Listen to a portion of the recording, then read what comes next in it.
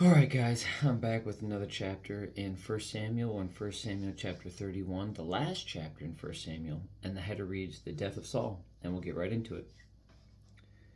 Now the Philistines attacked Israel, and the men of Israel fled before them. Many were slaughtered on the slopes of Mount Gilboa. The Philistines closed in on Saul and his sons, and they killed three of his sons, Jonathan, Abinadab, and Melchishua. The fighting grew very fierce around Saul, and the Philistine archers caught up with him and wounded him severely. Saul groaned to his armor bearer, Take your sword and kill me before these pagan Philistines come to run me through and taunt and torture me. But his armor bearer was afraid and would not do it, so Saul took his own sword and fell on it.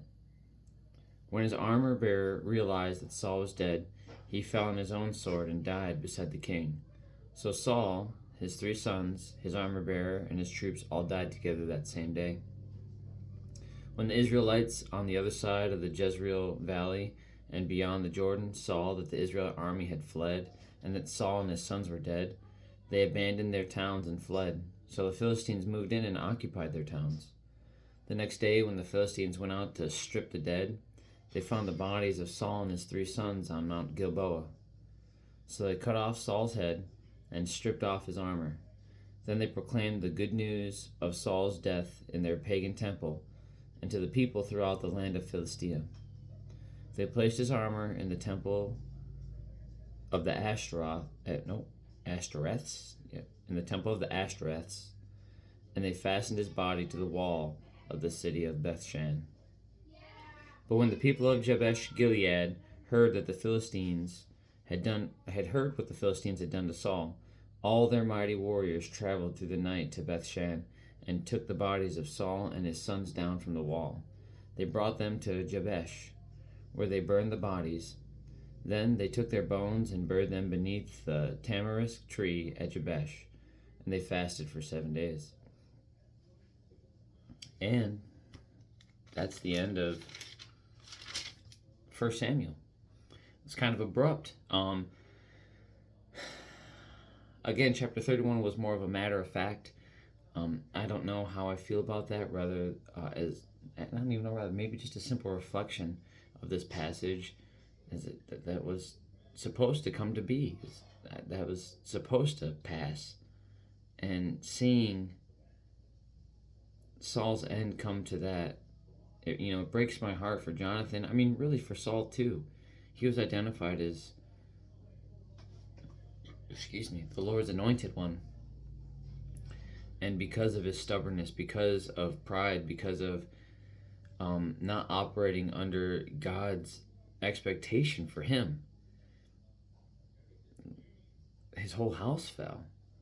And that's not just a warning for kings, that's a warning for husbands and fathers as well.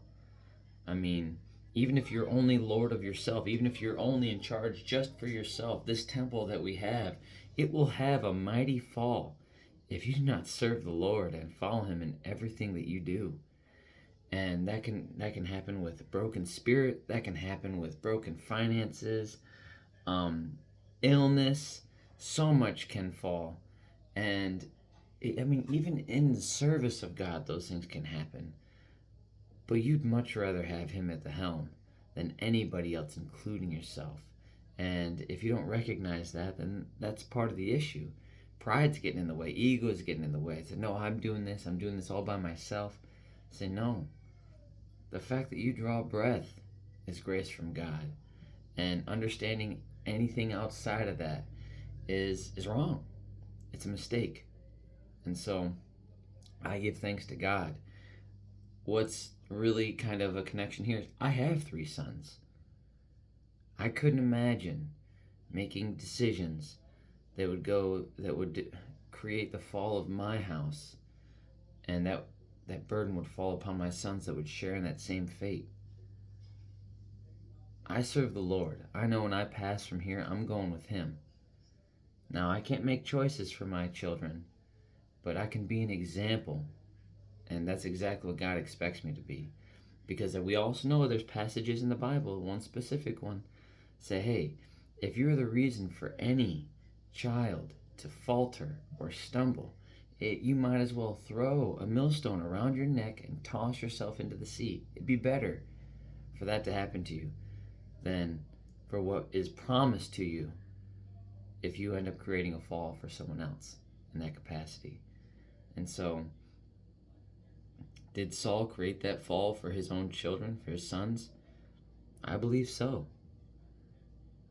You know, that breaks my heart for him. And not because he was a king or because he's an anointed one, because he's a dad. I couldn't imagine the grief that I would feel if my actions were to hinder my children. I have a daughter as well, but if my sons grow up to be not good men because I was not a good example, I'd be heartbroken for that. You know, and you can't control that. You can't control if they make their own choices, but you'll know if you were a good reflection of Christ. It's apparent. There will be fruits. We know there will be fruits of the Spirit, and they'll be seen by everybody. That's just the way it is. God tells us that if we look with His eyes, which is the goal. And so, with that being said, have a good night. God bless. I love you. Jesus loves you. And I'll be back for 2 Samuel, chapter 1, tomorrow, where the header reads, David becomes king over Judah. David learns of Saul's death. Have a good night and God bless, guys. I'll see you tomorrow.